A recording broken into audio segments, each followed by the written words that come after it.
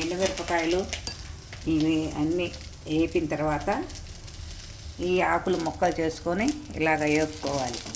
లైట్గా వేగనివ్వండి ఆకుల్ని. ఈ ముందు మిక్సీ పట్టుకొని తర్వాత ఇది మెదిగిన తర్వాత ఈ ఆకులు కూడా వేసి మిక్సీ పట్టి చిన్నులపాయలు, జీలకర్ర, ఉప్పు అప్పుడు వేయండి. వేసి మిక్సీ పట్టుకోండి. కారం రెడీ. జలుబు చేయకుండా ఉంటుంది, పొట్టలో అరుగుదల బాగుంటుంది, చాలా వాటికి ఉపయోగపడుతుంది. ఇందులో కాల్షియం ఎక్కువగా ఉంటుంది. మన వాళ్ళు ఎప్పుడూ తమలపాకు అన్నిటికీ పసిపిల్లలకు కూడా వాడతారు.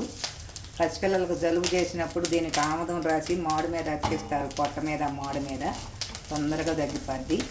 అలాగే ఇవి మనం పెద్దవాళ్ళము ఈ కారం రెడీ చేసుకొని రోజు మొదట అన్నం తినేటప్పుడు తిన్నారనుకోండి బాగా అరుగుదల ఉంటుంది, జలుబులు దగ్గులు తగ్గిపోతాయి.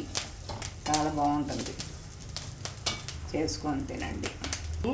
ఏగేటప్పుడు కొంచెం చింతపండు యాడ్ చేసుకోండి, అది వేడెక్కి దాంతోపాటు మెదిగిపోతుంది. కొంచెం చింతపండు యాడ్ చేసుకోండి. ఎన్ని 5-6 రెబ్బలు అయితే సరిపోతుంది. చింతపండు కూడా వేసుకోండి, చాలా బాగుంటుంది.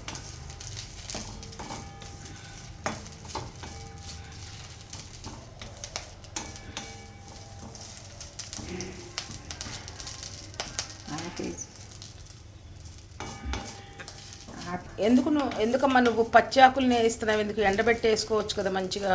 ఎండబెడితే ఈ టేస్ట్ మారిపోద్ది.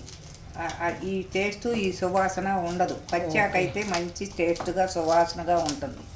అది ఎండేటప్పటికి దానిలోది ఆకు పచ్చి రసం అంతా ఆవిరైపోయి అది ఎండు ఆకులాగా అయిపోయి బాగుండదు. ఇలా పచ్చిదైతే కనుక ఫ్రెష్గా టేస్ట్గా ఉంటుంది. తమలపాకు టేస్ట్ మనకి తెలుసుద్ది.